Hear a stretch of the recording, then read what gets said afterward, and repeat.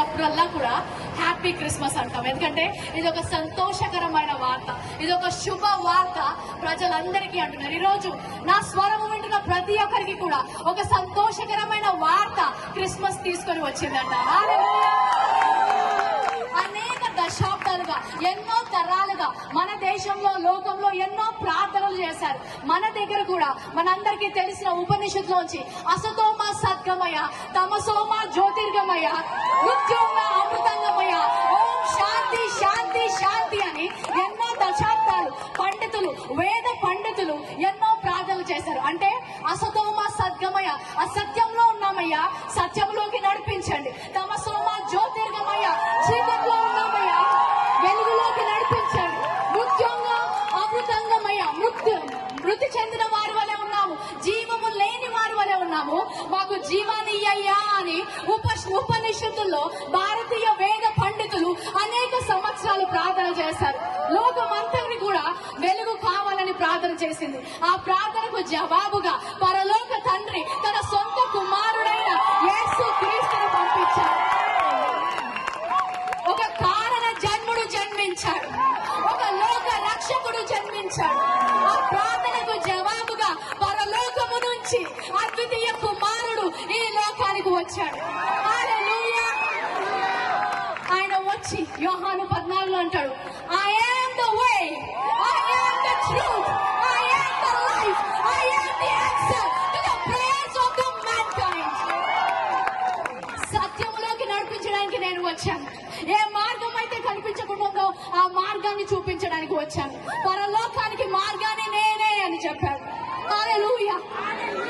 నిత్య జీవము నేను ఇవ్వడానికి సిద్ధంగా ఉన్నాను చెప్పాడు. ఎప్పుడైతే ఆ సత్యము బయటికి వచ్చిందో, ఎప్పుడైతే సత్యము వింటారో అక్కడ స్వాతంత్రం ఉంటుంది. ఇక్కడ మీరందరూ ఇంత సంతోషంగా, స్వాతంత్రంగా ఎందుకున్నారంటే మీరు సత్యాన్ని ఎరిగి ఉన్నారు. అదే సత్యాన్ని మేము ఎరిగి ఉన్నాము. ఈ రోజు మాకు సంతోషం ఉంది, ఎందుకంటే మాకు సత్యము తెలుసు, నిత్య జీవానికి మార్గము తెలుసు, పరలోకానికి మార్గము తెలుసు. అది యేసుక్రీస్తు ఒక్కడే. హల్లెలూయా.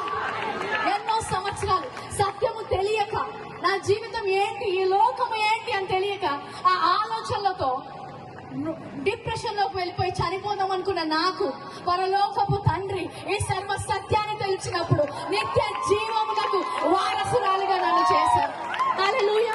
ఈ రోజు నా మాట వింటున్న ఎవరైనా సరే, నాకు సత్యము తెలుసుకోవాలని ఉంది, నా జీవితంలో ఆ స్వాతంత్రము కావాలి, నాకు పరలోకానికి మార్గము తెలియాలి. హల్లెలూయా.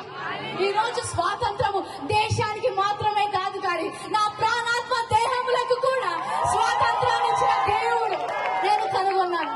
ఆ దేవుణ్ణి మీకు పరిచయం చేయాలనుకుంటాను.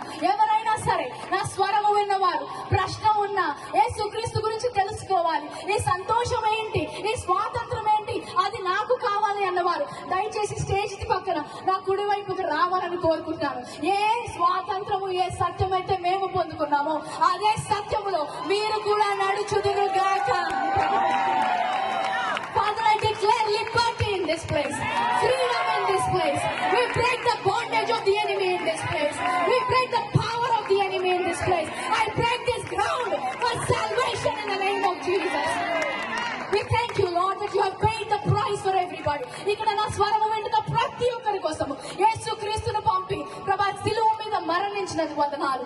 ఎంతమంది అయితే క్రీస్తును స్వీకరించడానికి సిద్ధంగా ఉన్నారు, వారి హృదయంలో ఈ రోజు ఒక విత్తనము నాటినందుకు వందనాలు. యేసు నామములో ఇక్కడ ఉన్న వారందరూ రక్షించబడుదురుగా కానీ